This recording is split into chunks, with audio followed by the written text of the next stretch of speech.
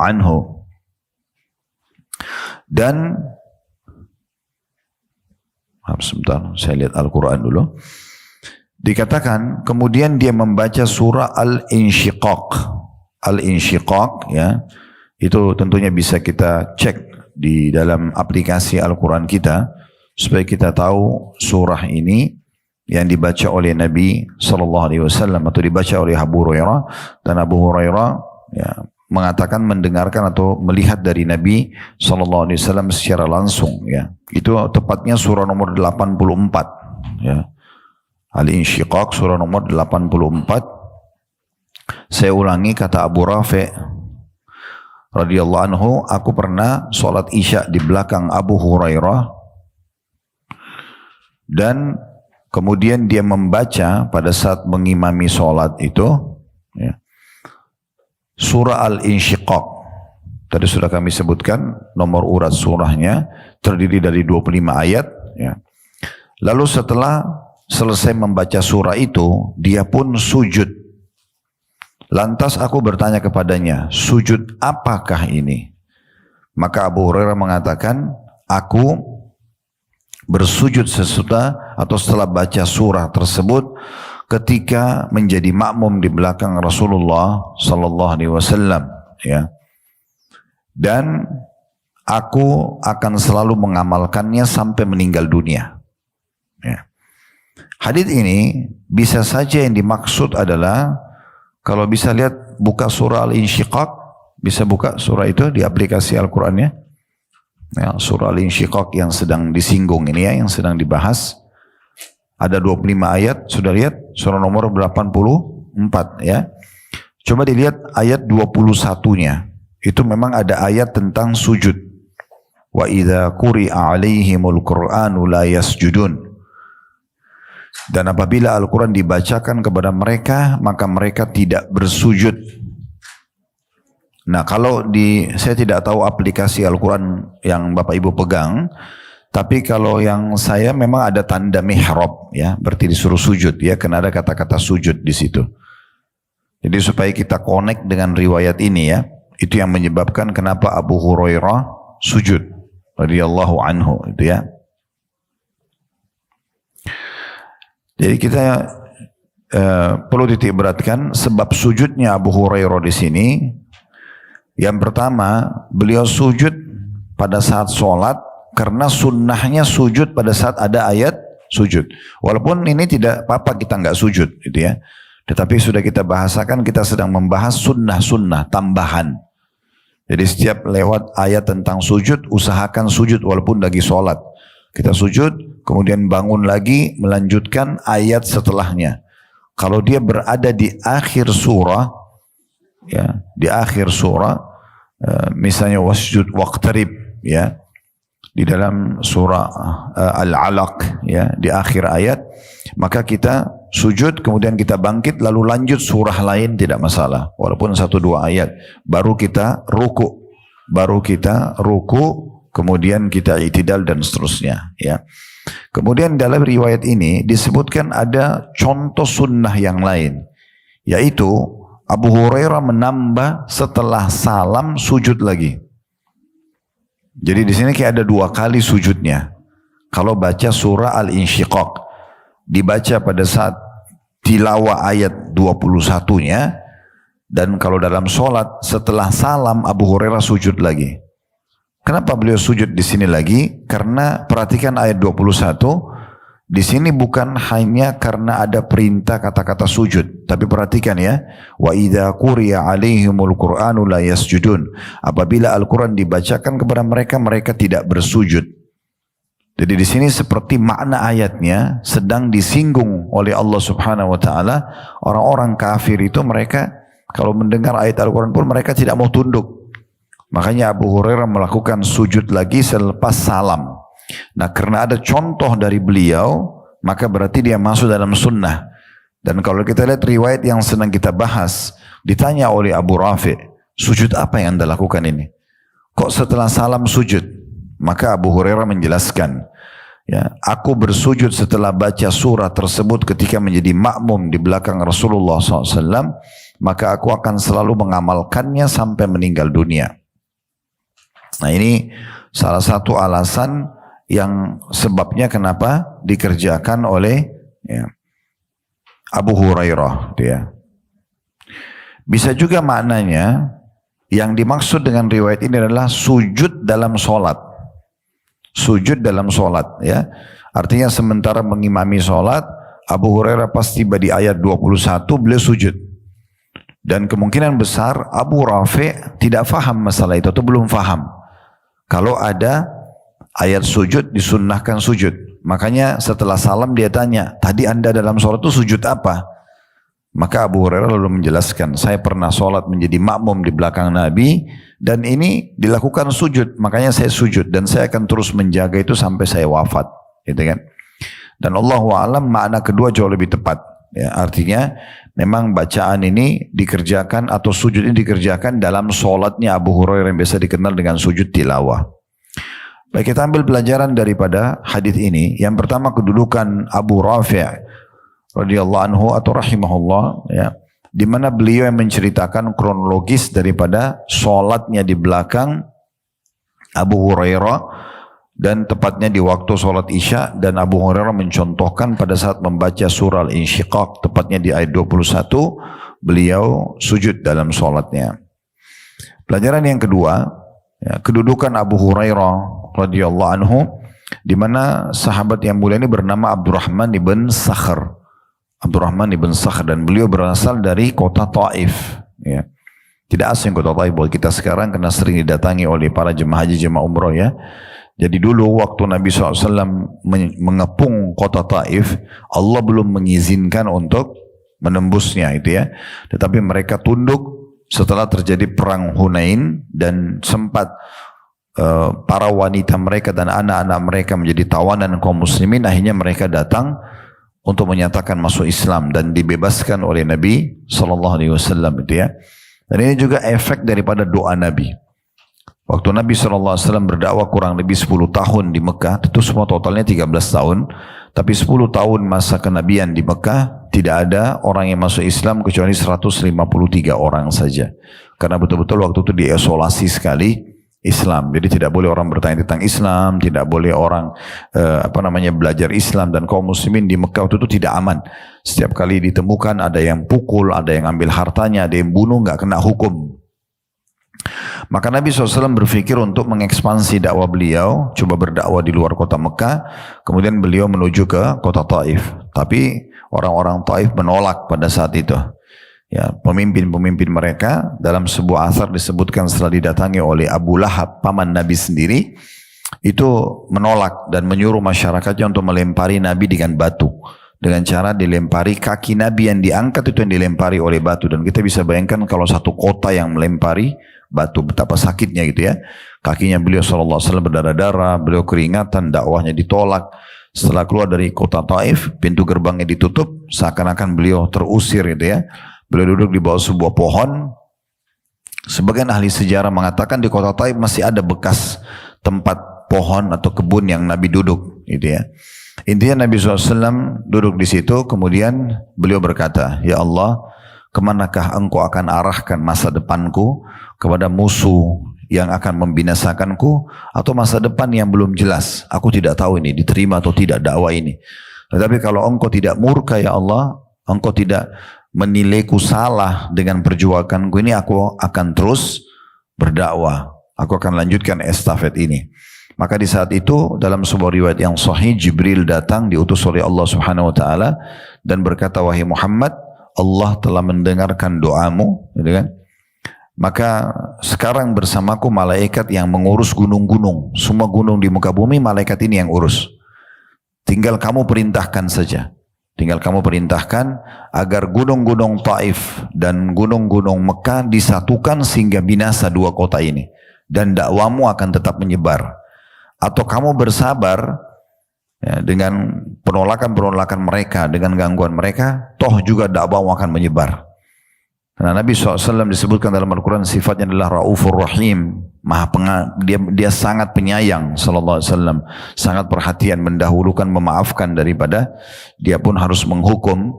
Maka Nabi SAW mengatakan, kalau gitu aku bersabar. Dan aku berharap nanti dari keturunan mereka, maksudnya Mekah sama Taif ini, keluar orang-orang yang beriman kepada Allah. Dan ternyata doa Nabi diijabah oleh Allah. Keluarlah dari Abu Jahal yang dikenal dengan Fir'aunnya umat ini, Ikrimah, namanya Ikrimah. Sahabat ini dulu suka sekali memerangi kaum muslimin bersama ayahnya. Suka sekali menyerang kaum muslimin bersama ayahnya. Tapi setelah pembebasan kota Mekah, dia masuk Islam. Dan akhirnya mati syahid di perang Yarmuk. Dari dari Umayyah bin Khalaf, majikannya Bilal yang banyak menyiksa kaum muslimin, termasuk yang meletakkan batu panas di dada Bilal di Mekah. Itu lahir Safwan yang juga masuk Islam pembebasan kota Mekah dan menjadi pejuang kaum muslimin. Kita tahu juga Wahsy, orang yang membunuh Hamzah di Mekah, di Uhud, itu juga masuk Islam pembebasan kota Mekah.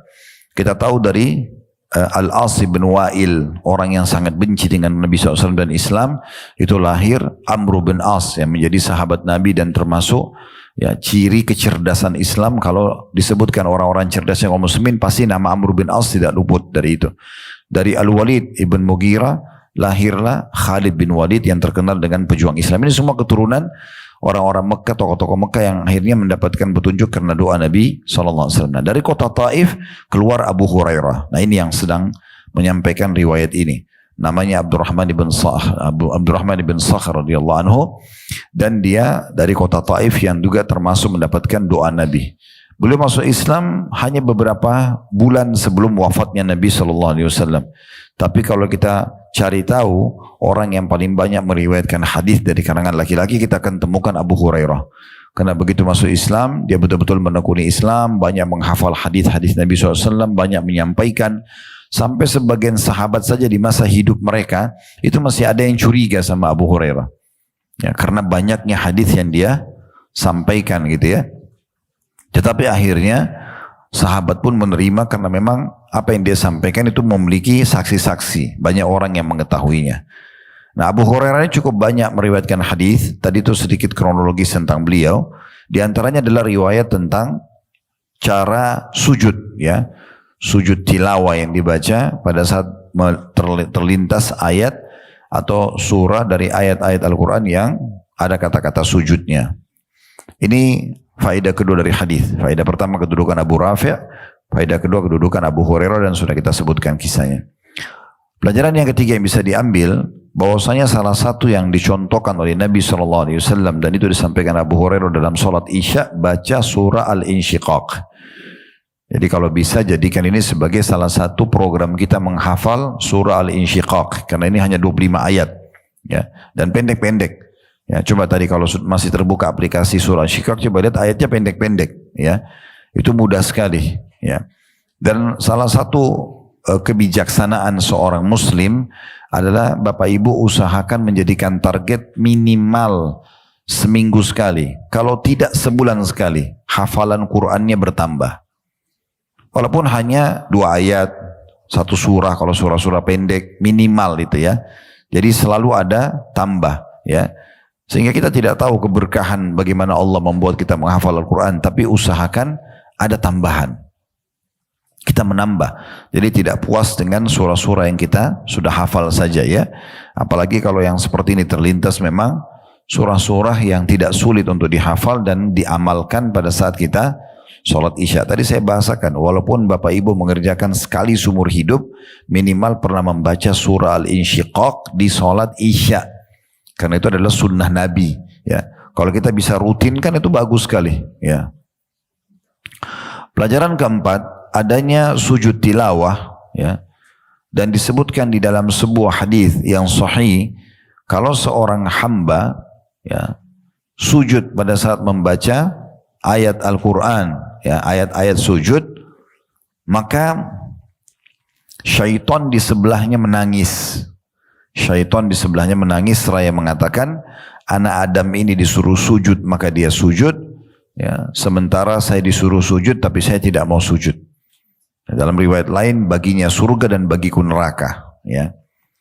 Maka sujud ini adalah satu perbuatan yang sangat mulia tentunya. Makanya kata Nabi SAW, pada saat justru kita letakkan dahi kita di tanah, ya begitu merendahnya kita, justru pada saat itu kita paling dekat dengan Allah. Kata Nabi SAW, akrabu abdun ila rabbihi wa huwa sajid. Paling dekatnya seorang hamba dengan Tuhannya pada saat dia sedang sujud. Ya, jadi sujud ini memang kegiatan yang luar biasa. Makanya kata Umar radhiyallahu anhu dalam sebuah statement beliau mengatakan kalau bukan karena 3 hal aku tidak berharap hidup sesaat pun. Lalu beliau sebutkan yang pertama jihad di jalan Allah, yang kedua meletakkan dahiku sujud di tanah untuk Tuhanku atau penciptaku.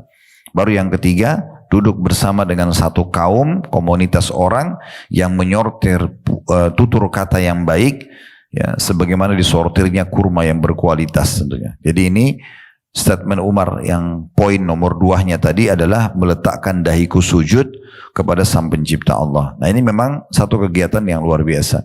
Nanti di hari kiamat Allah Subhanahu wa taala menyuruh kita semua di mahsyar untuk sujud. Dan yang bisa sujud hanya orang-orang yang sudah biasa sujud di dunia. Yang tidak pernah sujud maka tidak bisa menundukkan kepala mereka. Ya, maka Allah mengatakan dalam Al-Quran, mereka dulu di dunia disuruh sujud tapi mereka tidak mau. Ya, mereka tidak mau. Makanya salah satu poin yang harus dijaga dalam sholat adalah sujud yang lama, ya, tenang, penuh tumaknina. Karena itu justru gerakan yang paling dekatnya kita kepada Allah Subhanahu wa ta'ala. Pelajaran terakhir yang bisa diambil dari hadis ini adalah bagaimana pentingnya seorang muslim konsisten menjaga sunnah-sunnah Nabi. Makanya Abu Hurairah mengatakan saya akan terus amalkan sampai saya wafat. Ya, ini perkataan ini bukan hanya sekedar diucapkan begitu saja. Artinya beliau ingin menyampaikan pesan, kalau setiap kali sampai kepadaku dan kepada kalian pesan dari Nabi atau satu perbuatan Nabi SAW dalam ibadah, maka konsisten dijaga. Sibuk dengan mengerjakan ibadah-ibadah tersebut. Karena orang kalau meninggal di atas sunnah, maka kebahagiaan sudah ada di tangannya. Makanya kata Imam Ahmad rahimahullah, kalau engkau meninggal di atas sunnah maka meninggallah. Artinya tidak ada perlu dikhawatirkan. Ya, karena memang sudah coba mencontohi Nabi Muhammad SAW, maka sebagaimana beliau selamat, kita juga pasti akan selamat. Nah itu yang dimaksud dengan statement Abu Hurairah, fala azalu asjudu biha hatta alqah. Maka aku akan terus saja mengamalkannya, sujud itu sampai aku bertemu dengan Allah atau meninggal dunia. Jadi itu tentang surah Al-Insyiqaq, surah nomor 84 dalam Al-Quran dan terdiri dari 25 ayat. Selanjutnya Rasulullah SAW juga membaca surah At-Tin ketika sholat Isya dalam safar beliau. Dari Al-Bara' ibn Azib radhiyallahu anhu anna Nabiya sallallahu alaihi wasallam kana fi safar faqara fil Isya fi ihda ar-rak'ataini bi wat-tini waz-zaitun. Suatu ketika Nabi SAW berada dalam safar atau perjalanan jauh, kemudian pada saat sholat Isya beliau membaca surah At-Tin dalam salah satu rakaatnya. Tentu kedua riwayat ini ada footnote di bawah ya, diriwayatkan dua-duanya oleh Bukhari dan juga Muslim. Dalam redaksi Al-Bukhari disebutkan bab tanda kutip bacaan dalam sholat Isya. Sementara Al-Bara' ibn Azib radhiyallahu anhu berkata, Sami'tu an-Nabiy sallallahu alaihi wasallam yaqra' wat-tini waz-zaitun fil Isya wa ma sami'tu ahadan ahsana sautan minhu aw qira'ah. Aku mendengarkan Nabi SAW membaca surah At-Tin ketika salat Isya, dan sungguh aku tidak pernah mendengar seorang pun yang suara atau bacaannya lebih bagus daripada bacaan beliau. Ibnu Hajar berkata, kita baca dulu paragraf terakhir di masalah At-Tin ini, baru kita coba ambil korek faedah dari hadis. Ibnu Hajar ini nama seorang ulama rahimahullah menyebutkan dalam Fathul Bari. Fathul Bari ini pernah kita sampaikan ya, dia adalah kitab yang menulis tentang syarah Sahih Bukhari. Ya, jadi Imam Bukhari punya buku dikenal dengan Sahih Bukhari. Nah biasanya ulama-ulama itu kalau sudah nulis buku akan datang generasi selanjutnya, ulama-ulama lain yang coba mentalik, menambahkan informasi. mensyarah, menjelaskan lagi lebih jauh. Nah, Sahih Bukhari pernah ditelusuri lagi oleh Ibnu Hajar dan keluar buku namanya Fathul Bari menjelaskan syarah Sahih Bukhari. Ya gitu ya. Itu Fathul Bari yang dimiringkan di buku kita itu adalah syarah Sahih Bukhari ditulis oleh Ibnu Hajar. Nabi SAW membaca surah-surah pendek ketika sholat Isya karena beliau tengah menjadi musafir. Safar itu sendiri menuntut adanya keringanan. Sementara hadis Abu Hurairah radhiyallahu anhu tadi tentang masalah surah Al-Insyiqaq difahami bahwa Nabi SAW tidak sedang menjadi musafir. Karena itu beliau membaca surah yang agak panjang. Baik, kita coba ambil dulu pelajaran dari riwayat Al-Bara' ibn Azib radhiyallahu anhu di halaman 94 dan nyambung ke halaman 95. Yang pertama kedudukan Al-Bara' ibn Azib radhiyallahu anhu di mana beliau menyampaikan kepada kita riwayat ini, ya. Kemudian selanjutnya adanya informasi bahwasanya Nabi SAW kalau sholat Isya dan beliau musafir membaca di salah satu rakaatnya wattini wazzaitun. Maknanya bisa kena orang musafir biasanya qasar, ya, dipangkas ya, Isya 4 jadi 2. Maka di salah satu rakaat pertama atau rakaat keduanya beliau membaca wattini wazzaitun. Berarti di sini ada pilihan. Boleh di rakaat pertama Isya, boleh di rakaat kedua Isya. Yang tidak dibaca surah wattini